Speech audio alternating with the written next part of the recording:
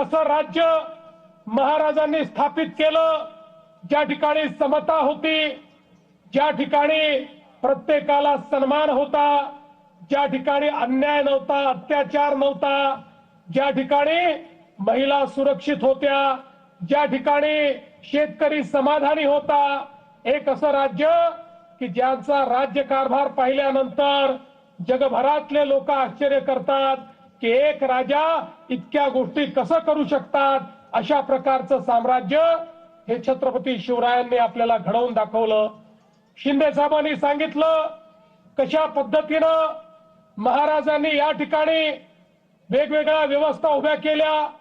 मग राज्य चालवण्याकरताची व्यवस्था असेल, 50 प्रकारचे कर संपवून एकच कर आणि तो कशा पद्धतीनं वसूल होईल याची कर पद्धती असेल, पाण्याचं नियोजन असेल, जंगलांचं नियोजन असेल, आणि एवढंच नाही तर भारताच्या इतिहासामध्ये हा पहिला राजा होता, आमचा राजा, की ज्यांनी ओळखलं की आपला पुढचा शत्रू हा समुद्राच्या मार्गाने येणार आहे आणि त्यामुळे जलदुर्ग बांधून आपल्या पश्चिमी किनाऱ्याला संरक्षित करण्याचं काम हे छत्रपती शिवरायांनी केलं. आणि पहिल्यांदा पोर्चुगीजांचा पराभव केल्यानंतर जोपर्यंत छत्रपतींचं शासन होतं तोपर्यंत समुद्री मार्गे येण्याची हिम्मत कुठल्याच देशाच्या कुठल्याच आक्रमकांनी त्या ठिकाणी केली नाही.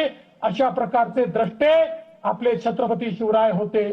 आणि म्हणूनच आज खऱ्या अर्थानं ज्यावेळी छत्रपती शिवरायांची जयंती आपण साजरी करतो आणि ती देखील ज्यावेळी आपल्या देशाच्या प्रधानमंत्र्यांनी आपल्या शिवनेरी सहित महाराजांचे 12 किल्ले जागतिक वारसा स्थळ म्हणून त्या ठिकाणी नॉमिनेट केले आणि जगातल्या 27 देशांनी एक मताने मतदान करून या ठिकाणी संपूर्ण जगाकरता होय हे जागतिक वारसा स्थळ आहेत अशा प्रकारची मान्यता दिली.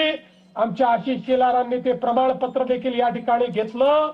त्यामुळे आता आपले शिवराय हे जागतिक होतेच, पण आता जगाने देखील मान्य केलंय की त्यांनी निर्माण केलेले किल्ले हे जागतिक वारसा स्थळ आहेत.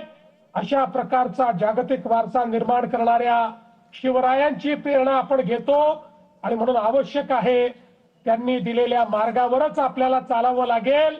त्यांनी दिलेला मार्ग हाच मार्ग विकासाचा मार्ग आहे, तो प्रत्येकाच्या उत्थानाचा मार्ग आहे. मला या गोष्टीचा अभिमान आहे.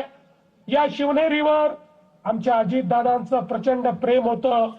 मागच्या काळात आम्ही घोषणा केली होती या महाराष्ट्रातले शिवरायांचे सगळे किल्ले हे आम्ही अतिक्रमण मुक्त करू. आणि आज मला सांगताना आनंद वाटतो, पुणे जिल्ह्यातले सगळे किल्ले आता अतिक्रमण मुक्त झालेले आहेत. एकही किल्ला या ठिकाणी अतिक्रमण नाही.